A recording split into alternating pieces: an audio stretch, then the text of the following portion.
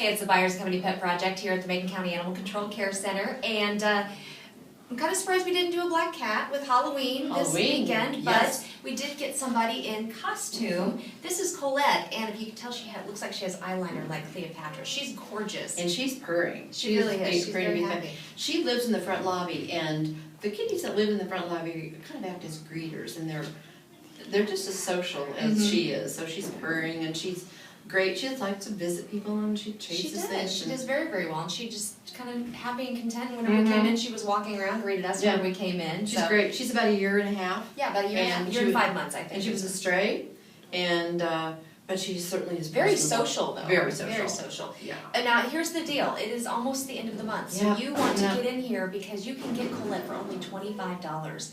And that $25 covers her spay, her vaccines, her wellness exam, her microchips, so that she doesn't get lost again. Exactly. It's really a heck of a deal. For $25, you can't pass it up. Absolutely. Yeah. Absolutely. So you want to do that right away, for sure. And she's here and open from noon to 5 tomorrow. And and you can find her right in the front lobby, in the front desk. So come and check her out because she is absolutely gorgeous and such a good girl. Oh, and she's so warm. I know.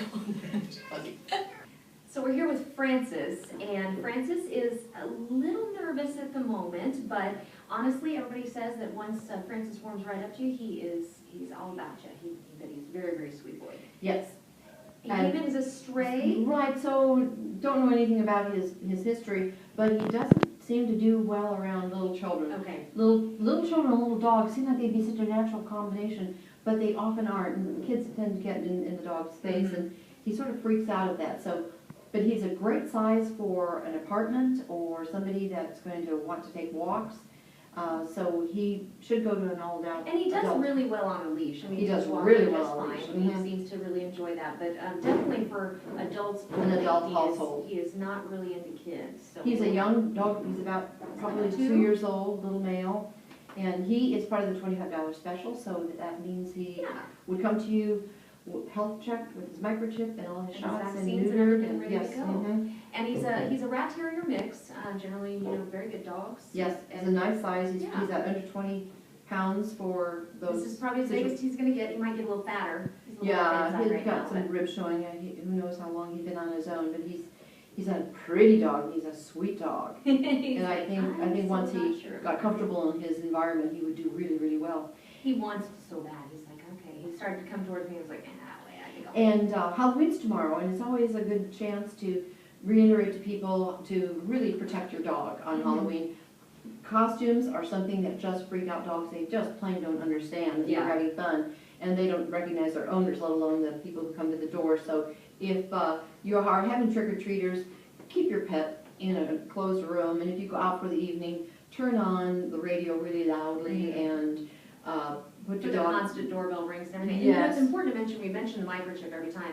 And that's so important. It's basically just a small microchip that they inject into kind of this area, the scruff area between the shoulder blades. And what it is it's very tiny. It's not painful at all. But whenever they're brought into the shelter as a stray, they're able to scan that, and they come up with a number. That number, it's kind of universal between all the manufacturers. Right. There's a number of them.